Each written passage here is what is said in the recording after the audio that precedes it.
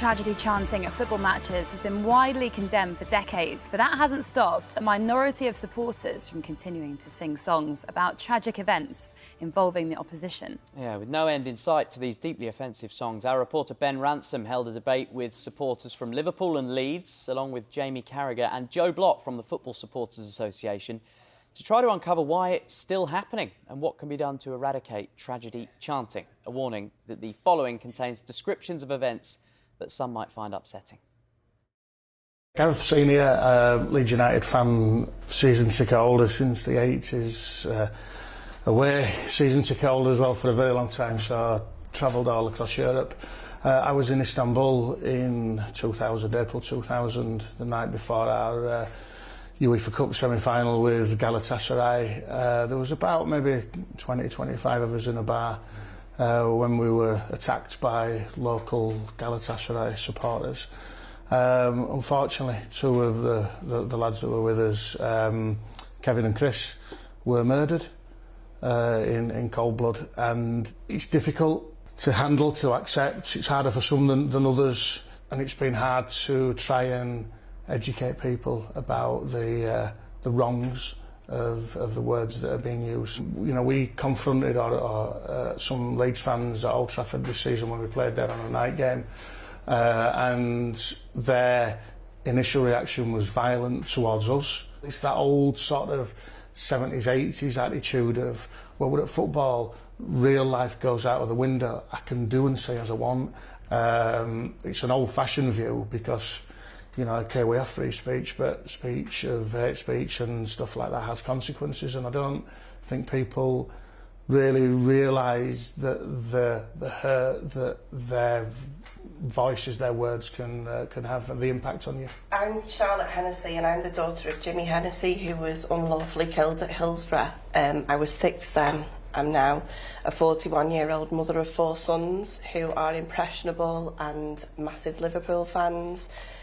So, you know, my context initially coming into everything was always to fight for my dad, whereas now I've got a bit of a different viewpoint. I've become friends with a lot of survivors who are very good to me and my family, but I've also got you know, young, impressionable boys who hear these things and attend matches, and you know, they're like, you know, asking me what are they chanting that for? Why are they saying that? So, you know, it's kind of flipping between daughter and mum mode. On the days that you can't go to a match and you're watching it, and it's live and you can clearly hear, it's just like, what is going on? Like, why are they even chanting that when we've had the HIP report, we've had the inquests?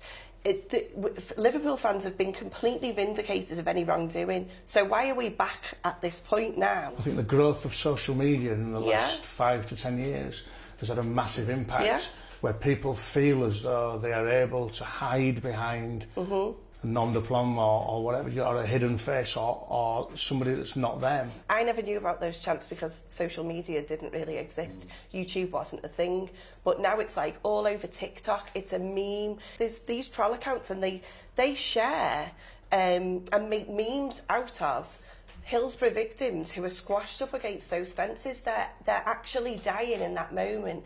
And then you've got Pep holding the Champions League cup, you know, and so it is much bigger, and I do think that social media does have a big impact on that. I was not just a football, I was a football fan.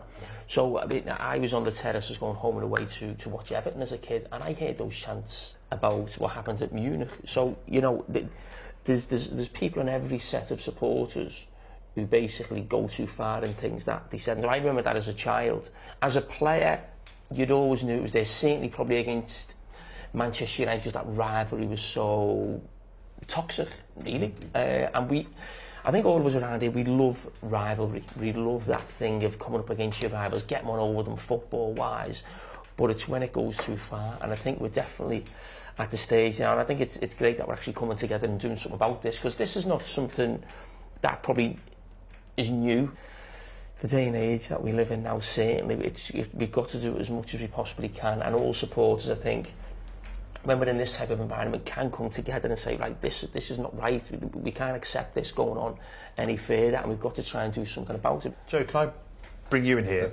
How have you seen the problem over the years? Jamie's talking about hearing these chants as a child, and then we're hearing anecdotally from Charlotte and Gareth that in recent years particularly it's maybe become more prevalent again. I sit on the Football Supporters Association National Council, and the other tragedies that you're referring to, and clearly we've heard, you know, heartfelt bits from Charlotte and from Gareth about their particular circumstances. But, you know, we've had the Bradford fire disaster, we've had songs are being sung about Grenfell at QPR, we've had songs are being sung at Cardiff fans about Emiliano Sarr and him losing. We've got gestures in terms of, you know, helicopters and aeroplanes.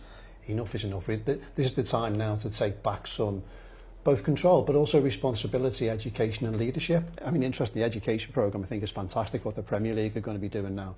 They're taken out now based on the Real Truth Legacy project around Hillsborough, but linking it to other tragedies.